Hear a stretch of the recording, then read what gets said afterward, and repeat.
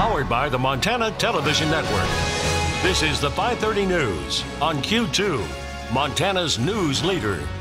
Good evening and thanks for joining us on this Friday night. I'm Jay Cohn. Janelle is off tonight. Montana Fair 2018 kicks off this evening here in the Magic City. As many as 250,000 people expected to take in this year's fair, which of course runs through next Saturday. The gates at the fair opened a few hours ago. Even the 100-degree weather isn't stopping people from taking in the fair's opening night. That's where we find Q2's Samantha Harrelson live from the Midway tonight. Sammy, what's to come yet? All right, Jay, well, call me crazy. It's a little bit hot out here today, but there is no shortage of things to do, and even the hot weather, as you said, isn't keeping people from coming down to Montana Fair. I was going to show you, you know what this is, Jay, but a lot of people at home don't. This is the media packet that we all get at the beginning of the fair every year. It's about 100 pages long. No shortage of things going on here this week. Of course, you've got your 4-H events, your ag events. We've got the Midway with all the different rides, some new rides this year, of course. And then, of course, the food, my favorite part. Who doesn't love an excuse to eat a fried Oreo? Nothing wrong with that. And of course, there's tons of entertainment here at Metro Park as well. We've got Dustin Lynch headlining tonight, Kelly Clarkson's tomorrow, and then rounding it out with Bret Michaels on Sunday. We've got the Supercross, we've got the rodeo.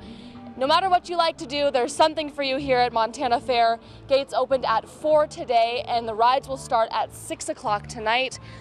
Of course, Jay, as you mentioned, and as we've been mentioning all week long, it's hot out here. It's going to stay hot out here. It's about 100 degrees right now. I borrowed a temperature thermometer from the engineering department at Q2, and I was taking the temperatures of a couple things. The asphalt here is about 130 degrees. So if 100 was hot, it's even hotter out here on the asphalt. Some of those rides that are metal and plastic that have been sitting in the sun all day, those seats are about 120 to 130 degrees. So if you've got kids who are excited to go on the rides tonight, that's definitely something that you want to pay attention to. Make sure they're not grabbing onto any of the metal if they can avoid it. But of course, with more on talking about some of this hot weather, we've got Connor waiting at the Billings Clinic tent talking about how you can stay a little bit cooler out in the weather.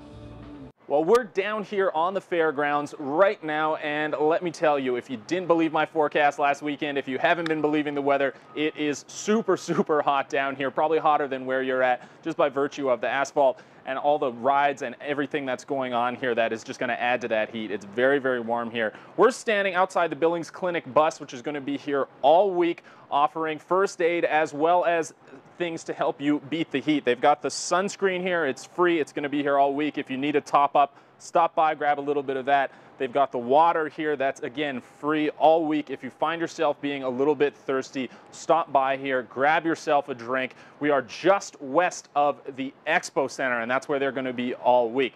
Now, the Expo Center is one of the many air-conditioned buildings here.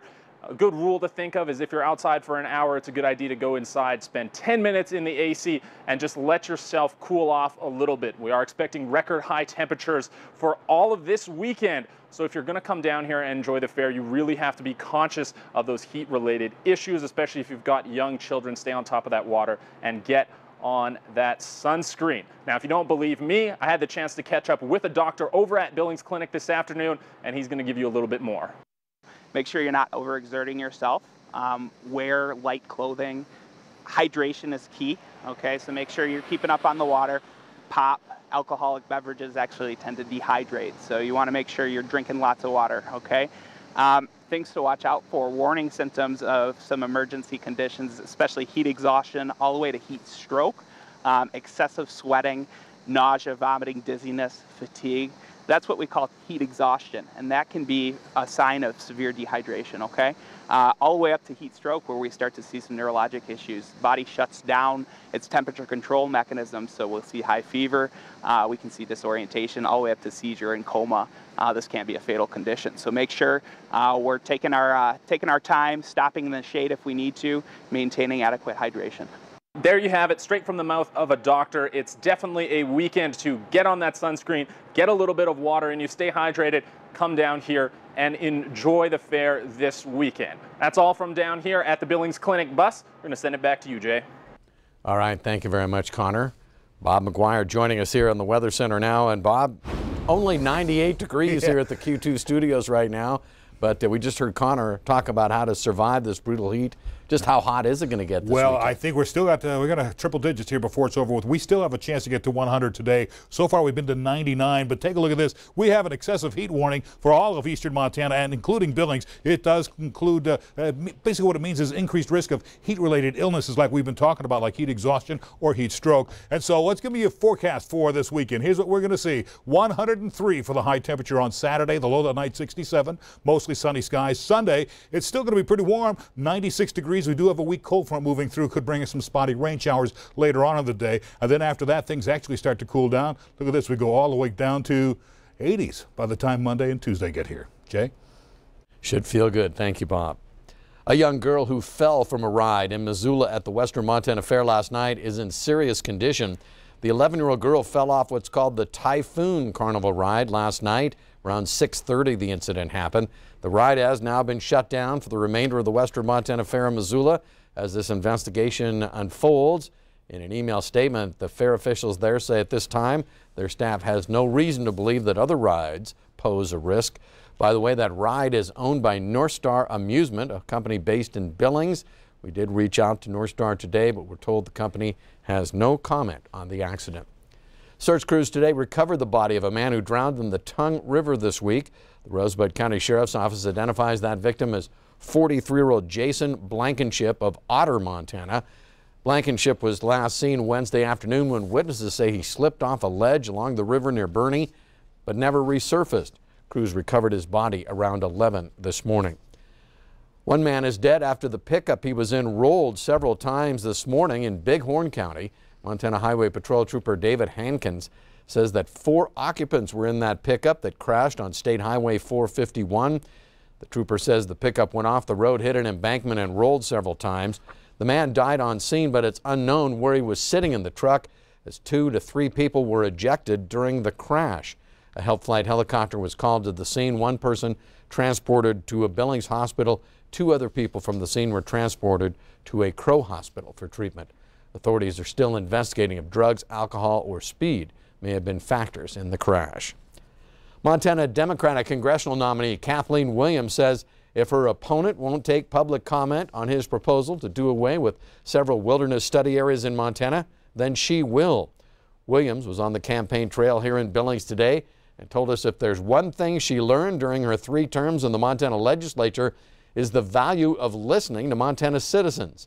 Her roundtable discussion set for next Wednesday at the University of Montana's Student Center.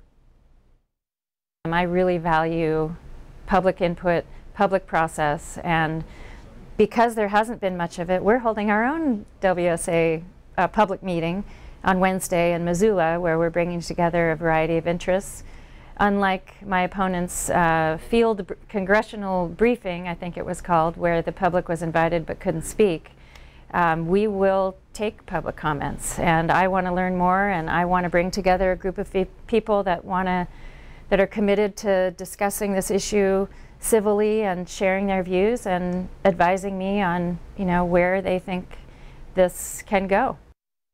Republican Congressman Greg Gianforte, along with Montana Senator Steve Daines, are sponsoring similar bills in Congress that propose releasing as much as 690,000 acres of wilderness study areas in Montana, but as yet no public meetings on the issue in Montana. Williamson's camp says that next Wednesday's nonpartisan roundtable conversation is free and open to anyone who wants to participate.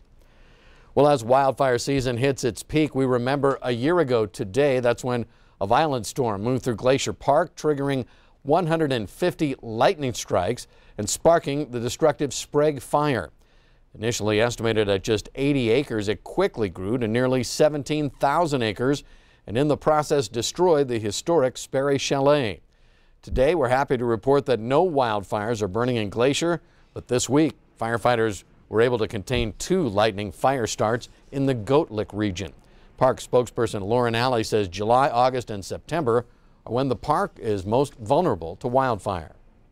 Be really cautious with your fires. In the park, we always require that you have a fire in a designated fire ring, so it's a little bit different than some of the other public lands you might be on. But that's really important for the park. And Alley also recommends visitors to Glacier check the park's website and webcams to get the most current look at fire restrictions and the air quality. Still ahead on tonight's 5:30 News, the late Margot Kidder's family urging those who struggle with mental illness to get help. Tonight we'll give you a look at some of the resources available here in Montana. And later in sports, football is back. We check in with the new look senior Broncs who have their eyes on a three-peat. You're watching MTN News with Jay Cohn and Janelle Slade. Storm Tracker weather with Bob McGuire and sports with Scott Green. This is the 5:30 News on Q2, Montana's news leader.